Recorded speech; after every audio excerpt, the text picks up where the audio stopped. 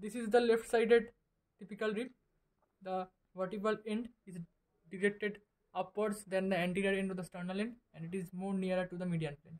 The sternal end is directed downwards, and it has an outer surface and inner surface. Outer surface is marked by a costal groove, and it is inner surface is marked by a costal groove, and it is smooth and concave, and outer surface is convex and it is rough.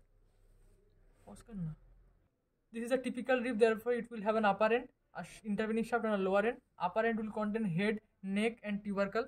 Head consists of two facets, the upper smaller facet and the lower larger facet. The upper smaller facet articulates with the upper vertebra, numerically corresponding upper vertebra, and the lower facet, larger lower facet, articulates with its numerically corresponding vertebra, same vertebra. Then the peripheral margin is bounded, or it is attachment. There is capsular ligament, and in between them there is attachment of the radiate ligament. Now after head there is neck. Neck there is parts: upper inner surface, outer surface, upper border, and inner border. Inner surface also called anterior surface, outer surface also called posterior surface. Upper border and lower border. Now inner surface or anterior surface, it is divided by a faint ridge into upper smaller part and lower larger part. Upper smaller part there is attachment of fibrofatty tissue, and lower larger part there is attachment of the endothoracic fascia.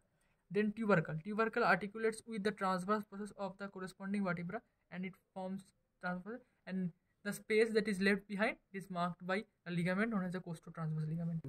Now there are two angles, the posterior angle and the anterior angle here. The posterior angle is also known as the angle of the shaft. The angle of the shaft, it consists of attachments. First of all, thoracolumbar fascia, then there is iliocostalis thoracis. Then more medially there will be sacrospinalis, and more medially there will be levator costa. Now in the anterior angle, this is the anterior angle of the shaft.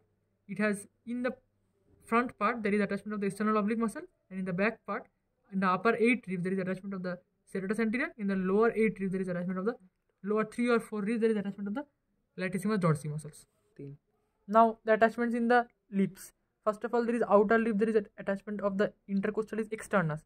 Insertion of the intercostalis externus, and in the inner lip there is attachment of both the muscles, or insertion of both the muscles. There is intercostalis intimus and intercostalis internus.